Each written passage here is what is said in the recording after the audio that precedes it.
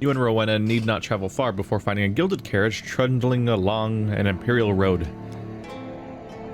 The carriage is protected by a contingent of guards. Defeat all enemies before the time runs to impress Rowena. Well, it's a good thing I have this volley of screw you guys thing.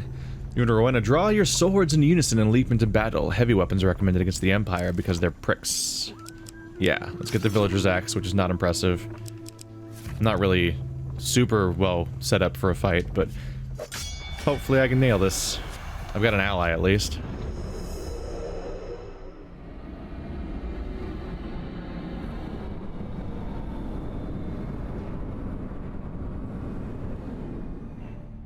Every time I see that intro, I'm like, last time on Sliders. I hope this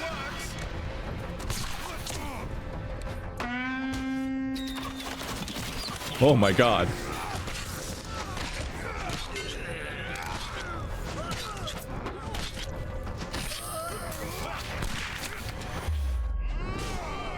He's not down yet? Oh. Finisher. There we go.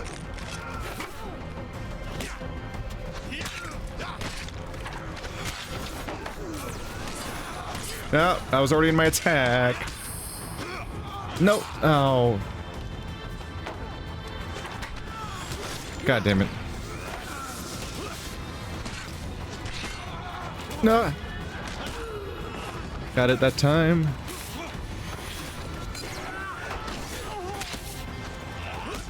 Oh, Rowena's down. That's probably not great news. Ow. I'm gonna be down soon. I'm just garbage at this video game, apparently, which is weird because I feel like I don't really remember that well because it's been like a year or more, but I was like really good at the first game. Rowena's impressed by your efficient fighting skills. She trusts you a little more.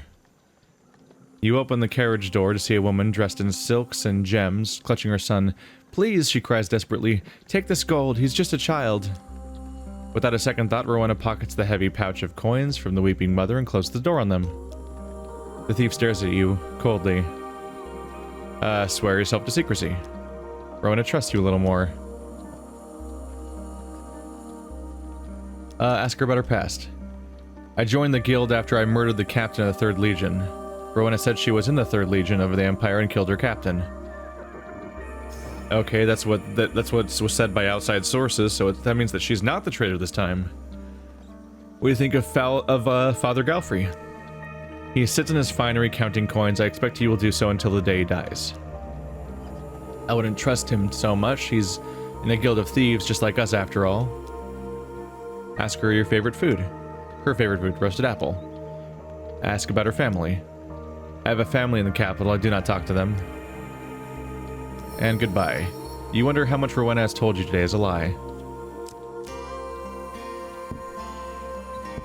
I wonder if your is favorite food going to be the deciding factor of who the villain is at some point in one of these variations? Because one of them panics about what their favorite food is, which is a bizarre conversation. You've been ambushed by naughty, naughty goblins. Uh-oh. Some highwaymen come out, and yeah, the usual's happening. Thieves' folly means they're not going to take my good stuff. I probably should have changed weapons when the scenario was first revealed. I'm using a heavy weapon against thieves, and I'm rather unhealed. This is not a great situation to be in. That's fine. Only one of them? Oh, damn it. It's because it takes so long to set up, I think. When I first set it off, I was surrounded by enemies. Then the moment that it actually went off, they were so far away.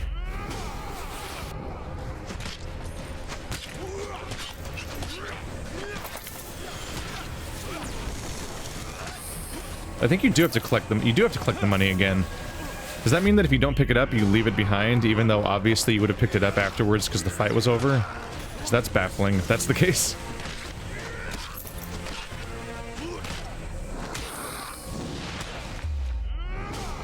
Money. Don't want to leave that, because apparently my character will totally abandon it. Oh, that guy's fire's on his face. That's a bad time. You gain 2 fame.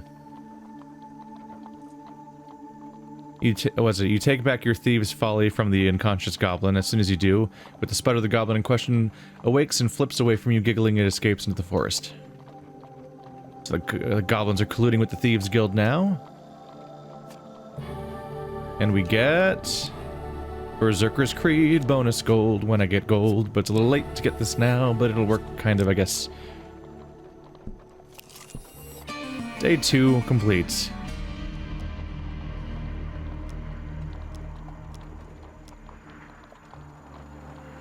Ask why he trusts you. We've been through this before, but I'd check anyway. Can't borrow... He'd have to lie on the records to give you gold, so yeah, nothing's gonna happen there. So let's go off with Grindan. I've told Grindan to stake out the castle by Moorhammer Lake for any movements, Outerin. The Lady of the Lake owes us a considerable debt. You note the meeting point on your map and retire for the night.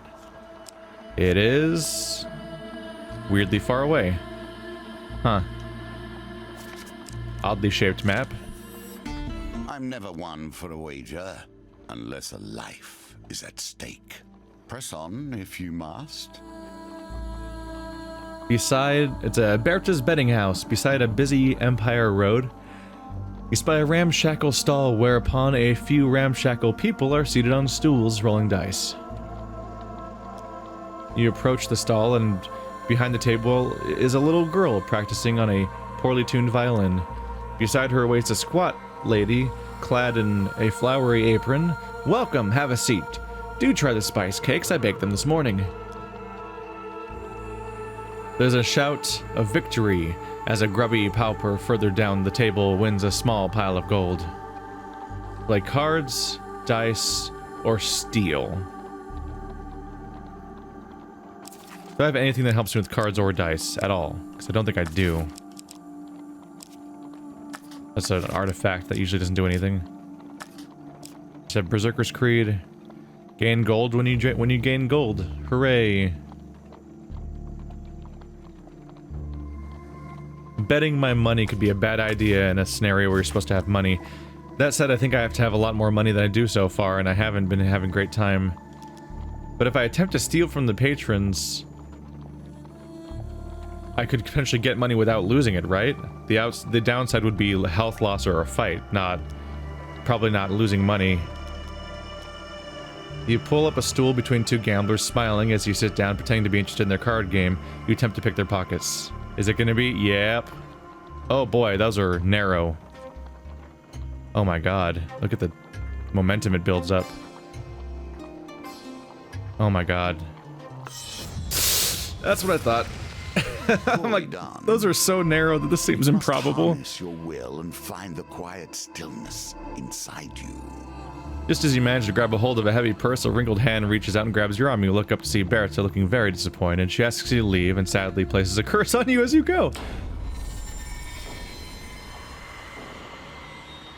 Oh, my companion won't help me during gambits. That's not so bad.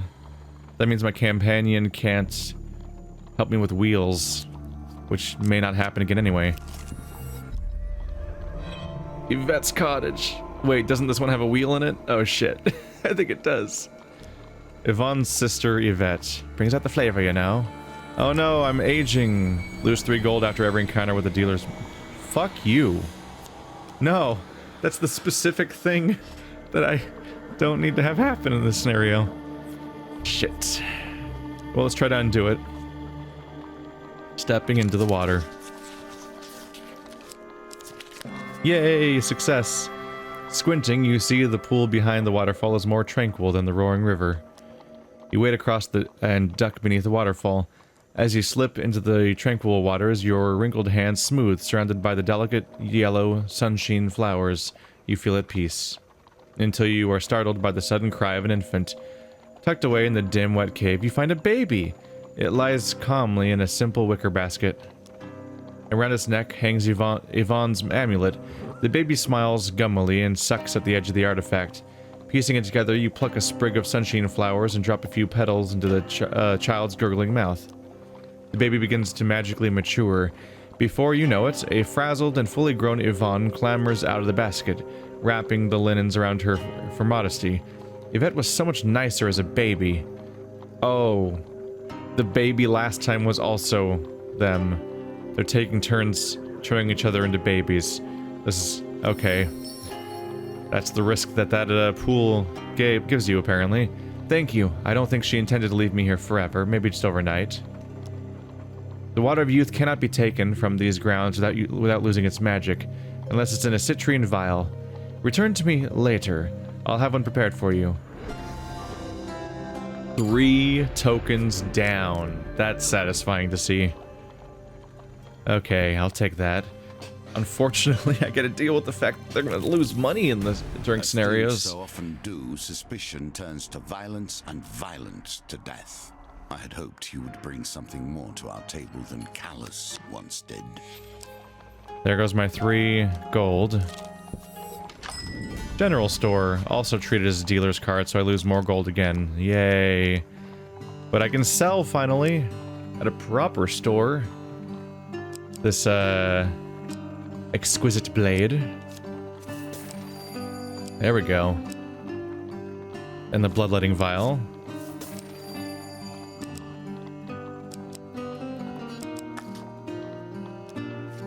Anything to look at? Blinding brew. Throw a bomb that causes a short stun to an area when activated. Less effective against corrupted. Dark groove ring. The rate enemy is healed during combat is reduced. That's very specific for like when dealing with like the enemy druid dude that makes that happen, kind of. Let's see, this helps you with card gambits, which isn't really relevant, I think. Hey, I can buy back those blades that I lost. Hooray! Unfortunately, not very relevant, because it's going to take me down to 90 gold, and that might take me too low. I'm doing great on food this whole run, which is fantastic to know. I might want to sell something else. Maybe even Thieves' Folly. I heard the magic number was 90 for gold, and if I do a few more encounters, I'll be down to 90 again, and that's kind of getting me in trouble. This gives me gold. This is a damage boost. But this isn't worth very much. Dare I?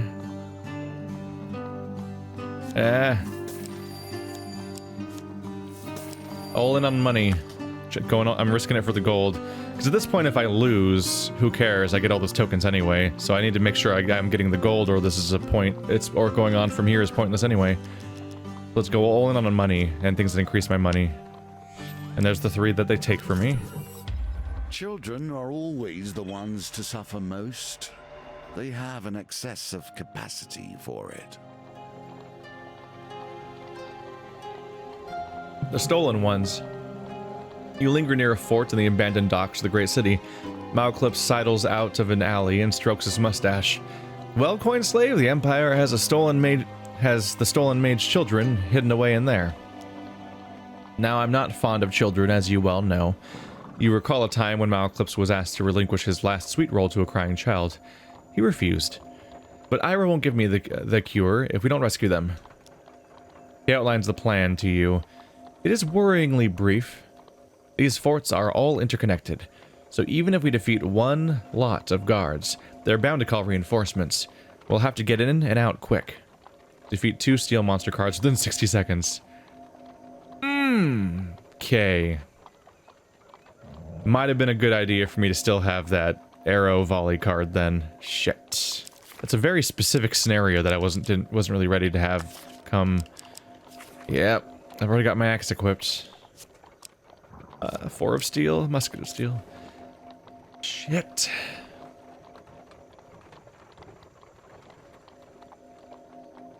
In 60 seconds, I have to defeat 7 enemies. Oh no, that might not be possible. Ask why the Empire would kidnap mage children. We're evidence that the old world never ever existed, and they don't like that. Okay, got it? Malclips has drawn a helpful diagram in the dirt. His self-portrait is particularly generous. Ask about the plan again. He sighs dramatically. Want to find where these mage children are, then we'll have to find our way out, quickly. Ask about the plan again. Ask about the plan again. Let's find a way in. Oh, what does that mean? No. What does that mean? No. What does that mean?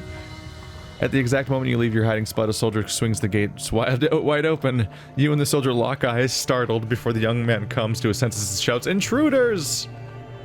Okay, well, this isn't happening now. This is super not happening. 11 enemies in 60 seconds? Malclips swears as you skulk back to the alley. Through here! You see him disappear into a sewer grate. You follow before the soldiers find you. Wait, what?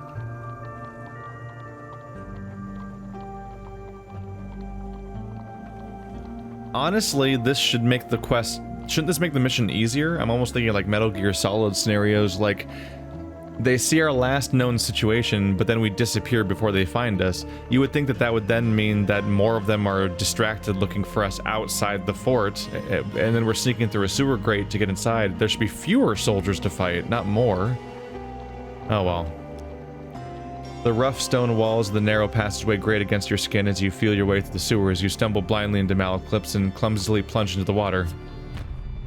What? Can I just leave? Can I just quit this mission? Like, this isn't worth it. All I'm gonna do is take damage and potentially die. It's already an impossible... Like, it's doomed already. The 7 people was already like, oh, this isn't happening. Then it became 11 people. I'm like, it's super not happening now. And now you're making me fight more dudes. The commotion rouses a group of corrupted creatures taking refuge in the sewers. They don't take kindly to your intrusion. Thanks for the reminder that I just sold the thing that helps me against corrupted. Was not expecting to fight some more of those, really.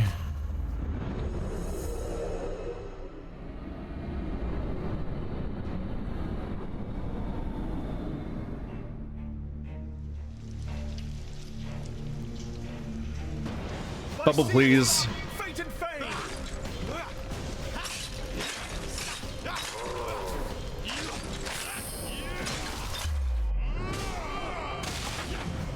Well, it's just one. That's not so bad. Cool location, by the way. I feel like we haven't seen that one. The sewers. The final monstrosity falls. There was just one, dude. Gurgling. Malclips gazes at the bodies with a troubled look on his face. This one's wearing a necklace. It looks like a family heirloom. The Bard, usually fond of looting and stealing, doesn't allow you to touch the necklace. You peer up the access tunnel. It is set too high into the wall. You won't be able to go back that way. Find a way out or explore the sewers. Explore the sewers? Ooh. Ooh. Ooh. You find a familiar piece of equipment stuck in a particularly unpleasant clump of sludge. Go figure. It's back! The lightning bomb for corrupted. Malclips gags as you wipe the sludge and add the item to your inventory. Buy the maker coin, slave. I know you are penniless, but must you be so distressing? You peer up the access tunnel. It's set too high into the wall. You won't be able to find a way out. Go back that way, I mean. Find a way out. Oh, what's gonna happen?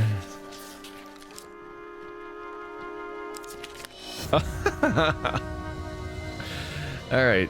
You trip on a damp chair and fall into a pile of loose barrels. The noise clatters loudly through the sewers. Is somebody living here? Immediately a shout comes from above. The rats are back again. What's that? Another soldier yells. I said, I think those giant rats are in the sewer again. Call reinforcements from Fort Mournhold and get them to take a look at it. The useless twits never do anything anyway. Defeat 4 steel monster cards in 60 seconds. I assume if I did a huge success or something that I'd lose a monster card instead of gaining one. But this is like extra hilariously impossible now. Oh my god. 15 enemies in 60 seconds. You'd have to spam AoE attacks with super things that you'd have, and I don't have anything. I have a starting item and a weapon that works on a corrupted. Malclips beckons you to a wrought iron gate. If I'm not mistaken, and I never am, how dare you question me? This will take us directly to the fort. He allows you to go first. You leave the moisture and murk of the sewers behind you. You find yourself in a cellar. There are wine caskets, jars of pickled vegetables, and a sizable iron cage wreathed in pulsing light. Within the cage, the missing mage children huddle, unsure of your intentions. Oh, they're all going to die. Malclips reaches for the heavy lock open upon the cage's gate. It sizzles, and he drops it quickly. By Freda's skirts, that burns. He presses a long metal implement into your hand and steps back. You tentatively touch the lock. It doesn't burn you. You attempt to pick the lock. Oh. Oh. Wow, they make silver. They make that a really easy silver and a very hard gold, don't they? Oh. The lockpick slips from your fingers and clatters onto the cage floor. You're surprised by the sudden sound of footsteps shuffling up the stairwell. The bard drops the cheese wedges he had been pilfering from the cellar shelves. Oh no. You freeze in place and wait as the steps get louder and louder. And a large speckled dog enters the cellar, paying no heed to you, the mage children, or the bard stealing cheese. It patters over to the barrel of apples and begins to eat them one by one. You attempt to pick the lock again. They are fucking with me so hard right now. Ah. Breathe, you have done well.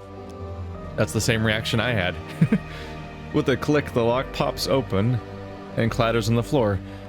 Malclips shouts triumphantly and swings the door open. Shaking, one of the older children pipes up, "Excuse me?" Malclips closes his arms at the lack of applause. Crosses his arms at the lack of applause. The girl continues, his eyes wide with fear. "I can enchant the scouts with a spell of befuddlement." Malclips nods. "That will buy us some time." Oh. There's so many... Okay, so the fight is so variable where the number of enemies changes constantly and the duration can change. This would just become a 90-second fight. It's more possible, but I'm gonna still say not very possible. Although it is... When it was, No, it's still pretty bad. 15 enemies in 90 seconds, that's like... Still well below 10 seconds per enemy, which is pretty rough with the starting item. The child pulls out a small worn notebook. She draws from its power. I need more health. Okay, children. Malclips awkwardly pats one on the head. Your mother and I are going to kill the bad men. You stay here unless we die, in which case you're on your own.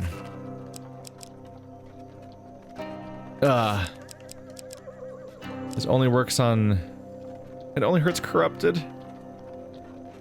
Why though? Why can't you also hurt non-corrupted? It's a lightning bomb. The other one was like a holy bomb or something, I think, so I can get why it would only affect skeletons, because it's like, why would that hurt people? Because it's a weird concept. But lightning's real. That's not a weird concept of like a holy magic versus undead, and it's all like fantasy stuff. It's like, no, it's lightning. That hurts humans. They're in metal. They're all wearing metal. I think it'd probably be conductive. But no, it only hurts corrupted for some reason. So it's useless to me. That's frustrating. I might throw it anyway just to try. Just out of desperation. To see if it does like 10 damage. Also, he just called me the children's mother. The children nod, numb with terror. You sneak up the stairs and survey the scene before you. The soldiers mill about the fort's courtyard. Malclips draws his spellbook. I have an incantation that will covertly teleport a few soldiers far away from here, potentially to their deaths, but it'll require some of your blood.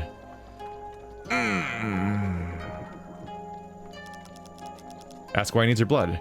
Ah, these are spells I rarely use. I'll need blood magic to be able to perform them.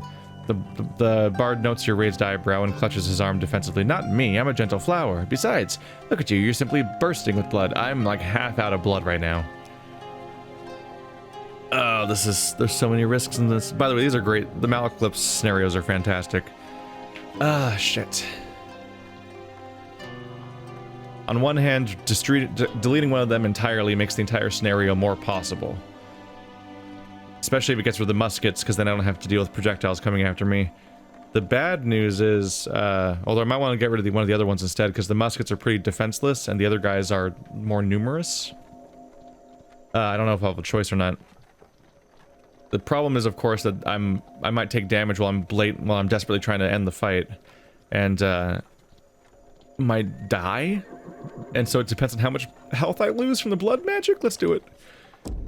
Oh, 5 max life. That doesn't even affect me. That's great. Your blood drips into the rune-lined page. Is that it? Please tell me that's it.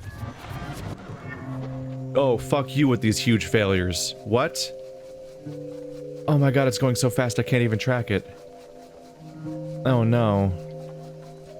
Oh no, no. Oh wait, Malaclip. Oh, I could reroll with Malaclips, but then I would lose Malaclips, which would be a problem. Ooh boy. Okay, there we go. Fantastic. Terrify me with your surprise cheese wheel. Move faster next time. What? Shut up! I got a good thing, you dummy. Shadow's envelope. I don't think they programmed the AI to know when a thing is good or bad.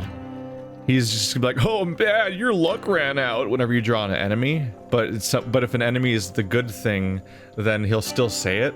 I don't think they programmed him to tell the difference.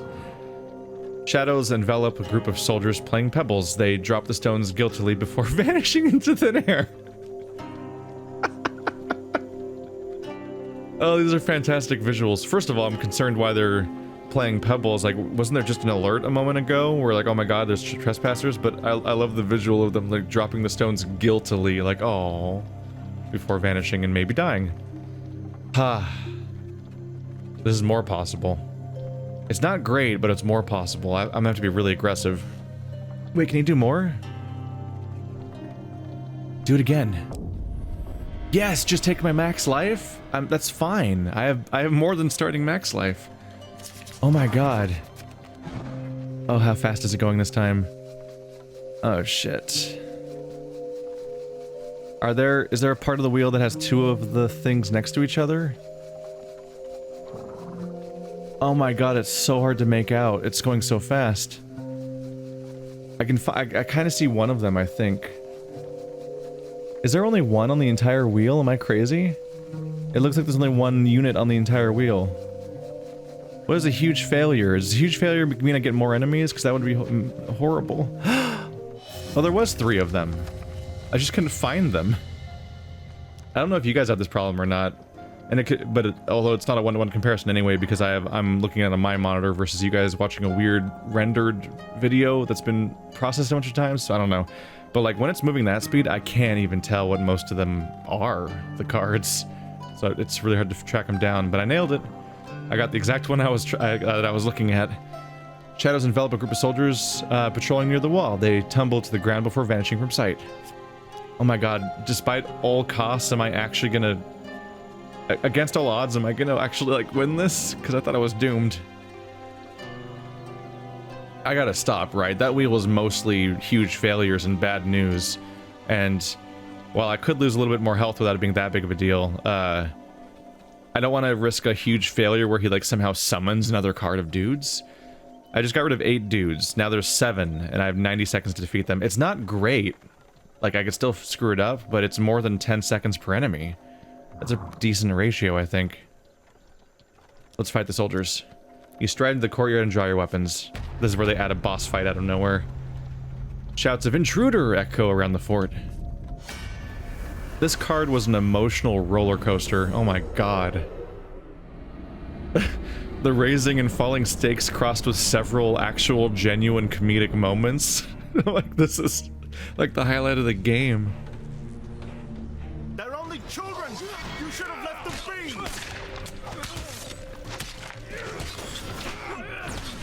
Hacking and hacking and hacking.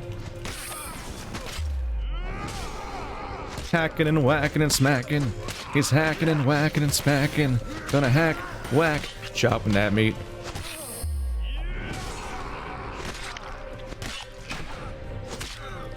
Butcher Pete's got a long, sharp knife. Oh, oh, nope. Stop that. Get back up, distraction man. The guy was trying to attack me from very far away.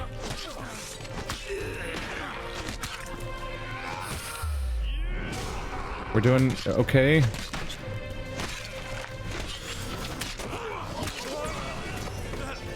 Oh yeah, we're doing good.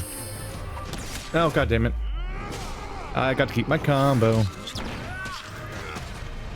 Wow, we got it. Yeah. Oh my god, I didn't think that we had a chance of success. And then it kept getting worse, and then it got way better, and then I ended up with a scenario. Despite several failures, I ended up with a final scenario that was better than the starting point.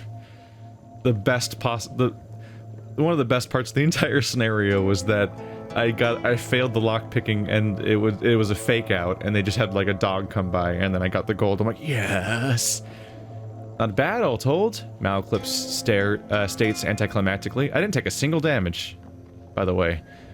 I'll go fetch our little buddies of bundles of joy, shall I? The bard comes striding up the stairs, plucking his lute. The frightened mage children follow behind. Nicely done. 4 tokens. Yes. Now onward, children. Malclips covertly leads the children onto a covered barge by the docks. Onward to your new home with the madmen of Frostford. The children glance at you in alarm as they meekly duck into the boat.